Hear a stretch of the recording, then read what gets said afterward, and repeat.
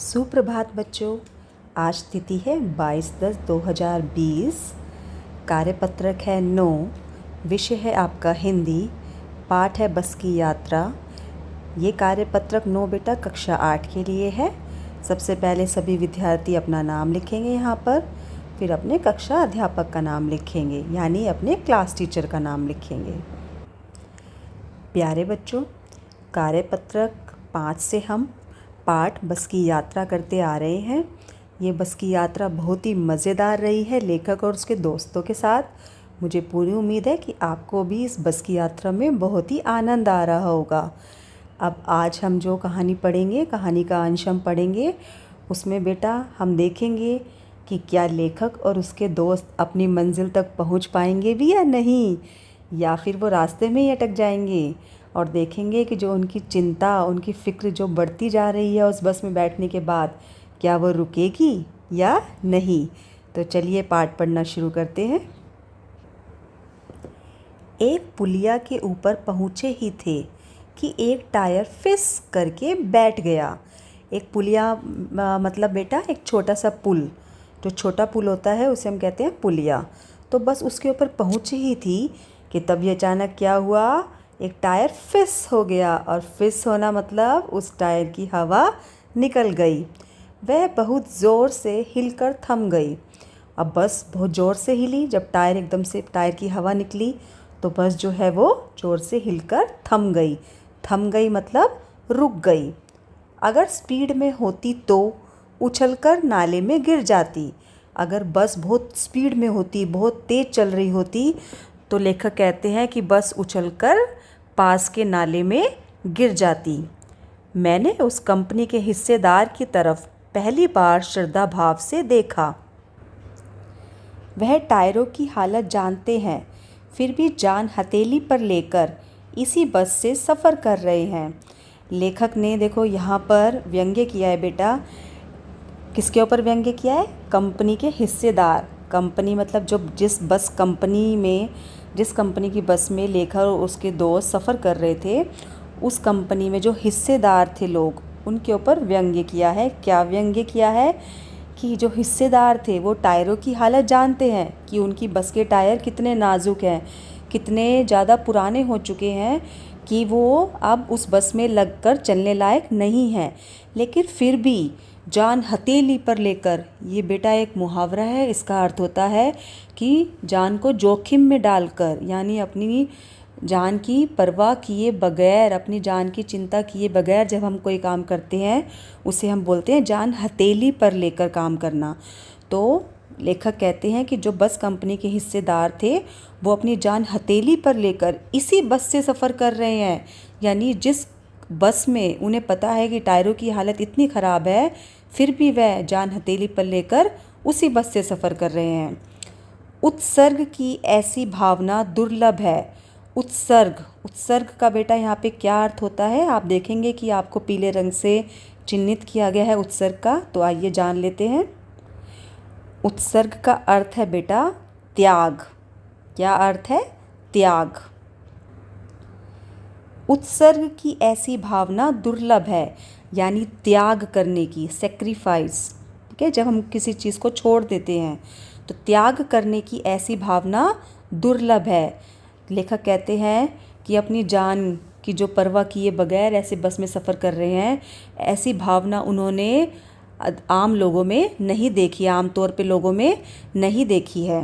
वो बहुत ही दुर्लभ है, बहुत ही कम लोगों में पाई जाती है। तो बेटा यहाँ पे ये सब व्यंग्य है। श्री हरिशंकर परसाई जी ने बार बार पूरे पाठ में व्यंग्य विधा का प्रयोग किया है। सोचा, इस आदमी के साहस और बलिदान भावना का सही उपयोग नहीं हो रहा है। इसे तो किसी क्रांतिकारी आंदोलन का नेता होना चाहिए। लेखक बेटा देखिए यहाँ पे फिर व्यंग्य कर रहे हैं। किसके ऊपर? कंपनी के हिस्सेदार के ऊपर।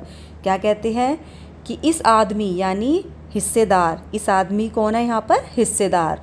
वो कहते हैं इस आदमी के साहस यानी हिम्मत और बलिदान की भावना का सही उपयोग नहीं हो रहा है। उन्होंने ऐसे क्यों बोला बलिदान? क्योंकि जो आदमी अपनी जान की परवाह किए बगैर ऐसी बस में सफ़र कर रहा है कि जो कहीं भी ख़राब हो सकती है, कहीं भी दुर्घटनाग्रस्त हो सकती है, तो बलिदान ही तो दे रहा है वो।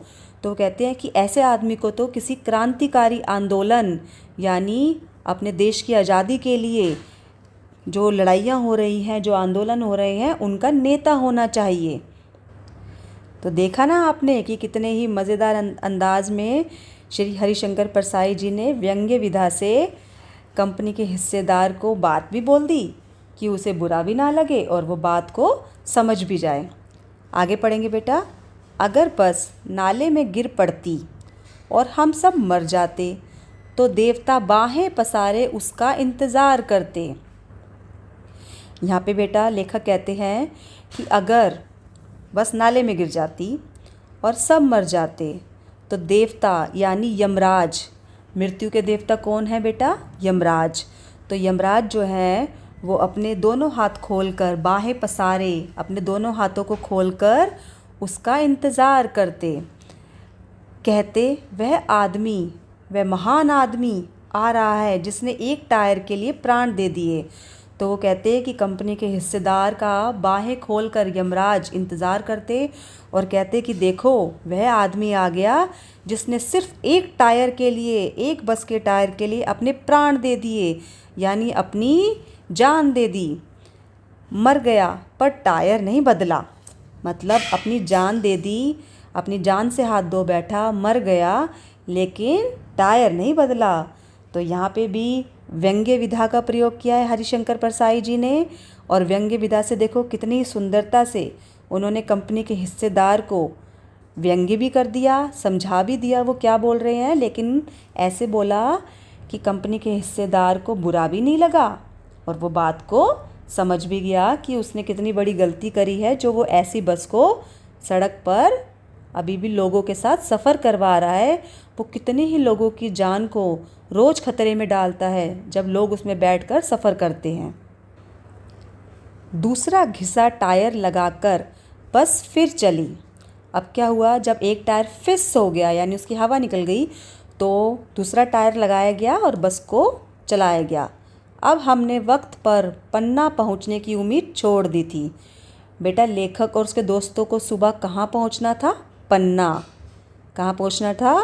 पन्ना। ठीक है, जहाँ से उन्हें जबलपुर के लिए ट्रेन लेनी थी ना, उन्हें जबलपुर जाना था। लेकिन जबलपुर के लिए ट्रेन जो जिस समय पर मिलती थी वो यही वाली सिर्फ बस थी जो उन्हें वहाँ पर पहुँचा सकती थी। लेकिन अब सफ़र करते हुए उन्हें एहसास हुआ कि वक्त पर पन्ना पहुँचने की उम्मीद उन्हें छोड़ देनी चाहिए। क्यों छोड़ देनी चाहिए बेटा? सोचो सोचो।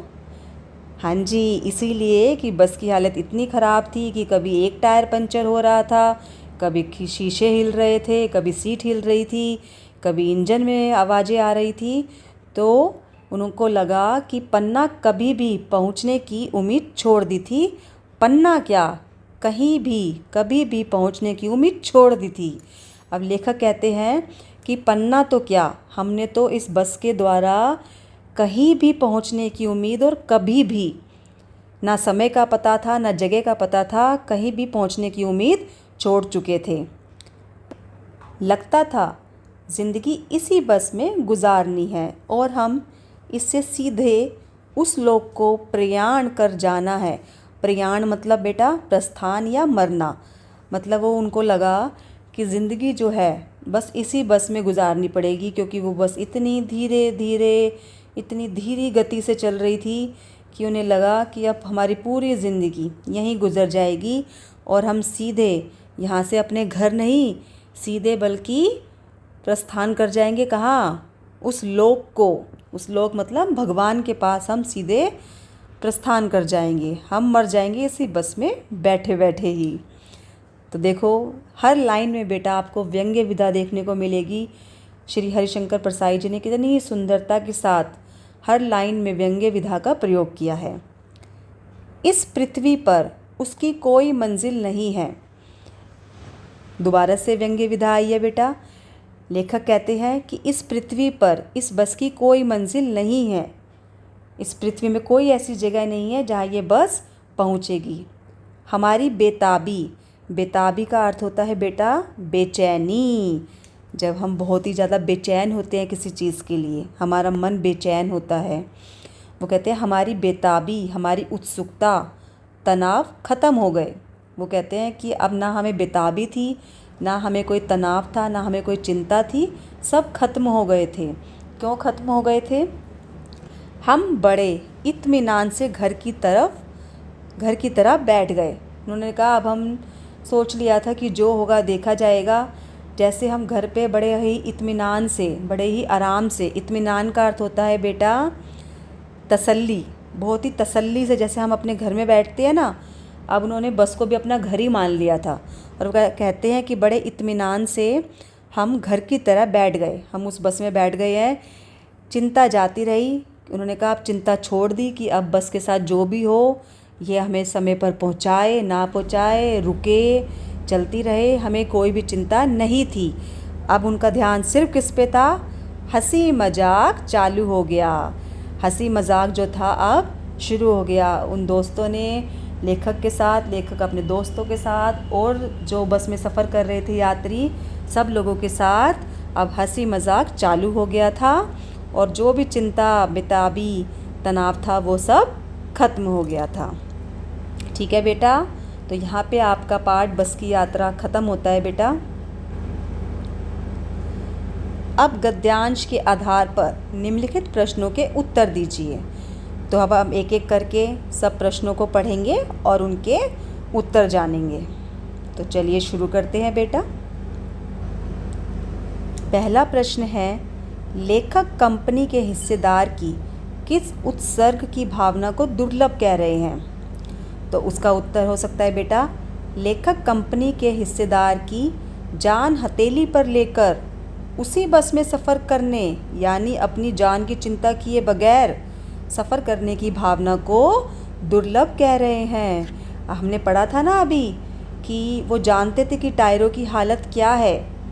कंपनी के जो हिस्सेदार थे उन्हें पता था कि उनकी कंपनी के बस की टायरों की हालत क्या है, फिर भी कितने साहस और बलिदान से वो उस बस में सफ़र कर रहे थे। तो अपनी जान हथेली पर लेकर, अपनी जान की चिंता किए बगैर जो उनकी भावना थी, उत्सर्ग की भावना, वो बहुत ही कम लोगों में देखी जाती है। तो इस भावना को लेखक जो है वो दुर्लभ कह रहे थे। ठीक है बेटा, आपको उत्तर समझ आया? तो आप सब इसका उत्तर लिख लेंगे।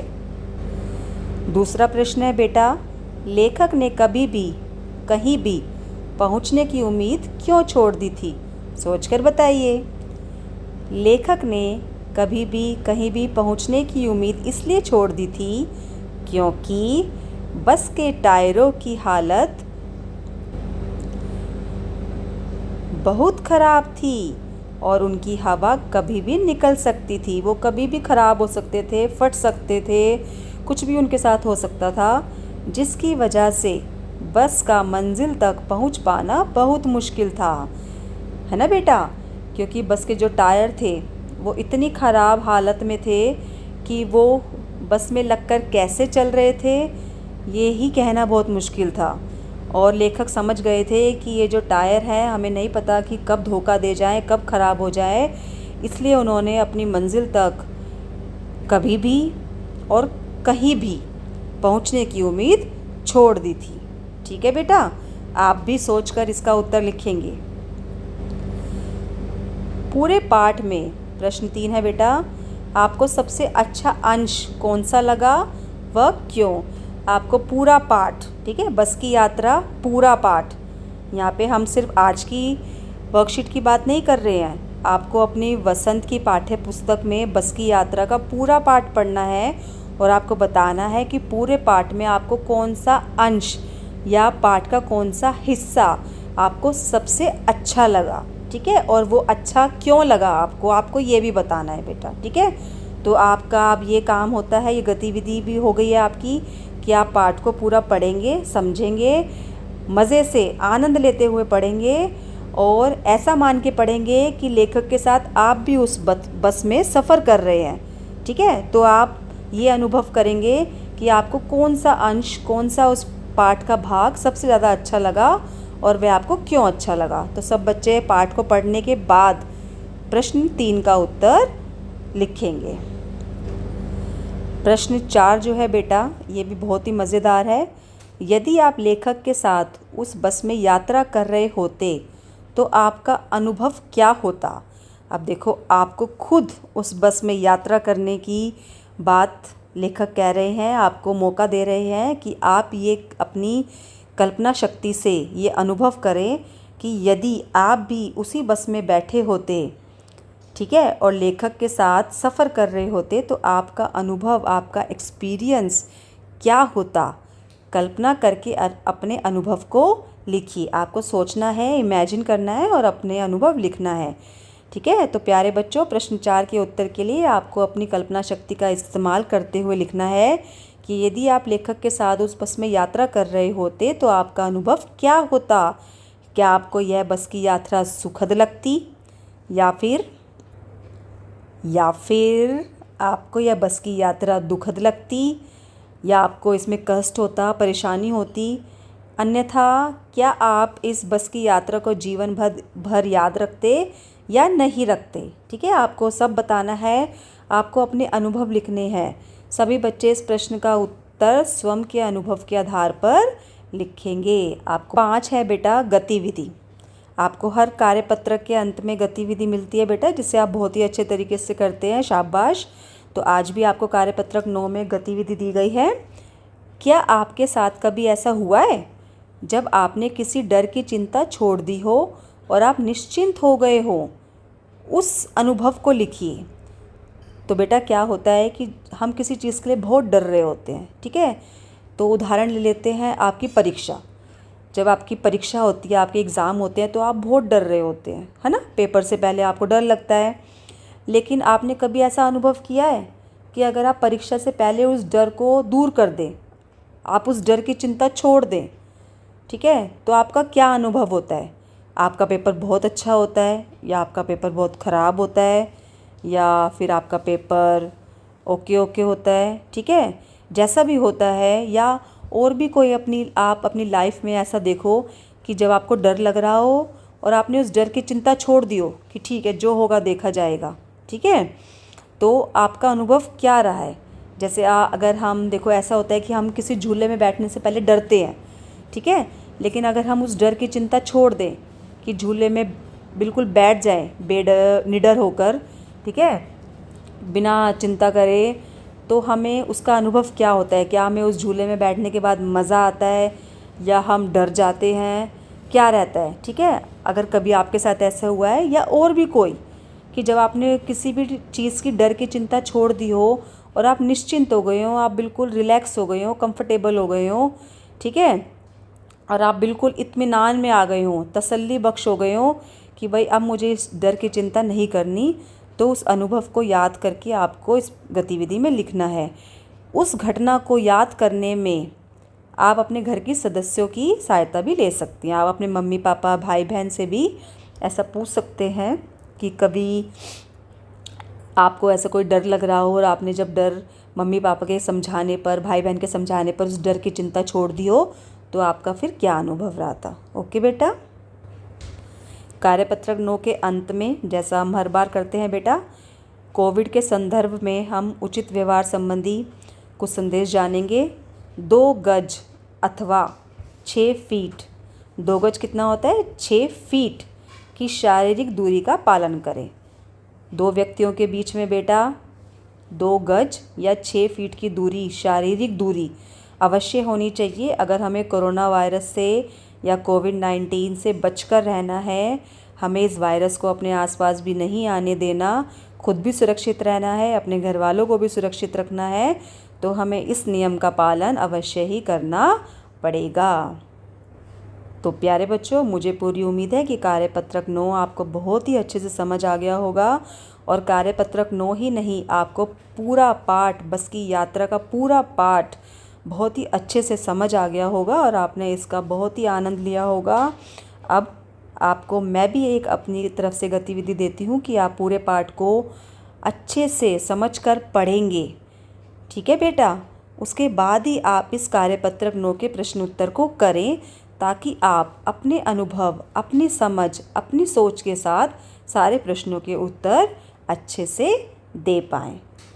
ओके बेटा, और आप कार्य को करके अपने हिंदी विषय के ग्रुप में ही आज ही यानी 22 अक्टूबर को ही कार्य करके भेज देंगे।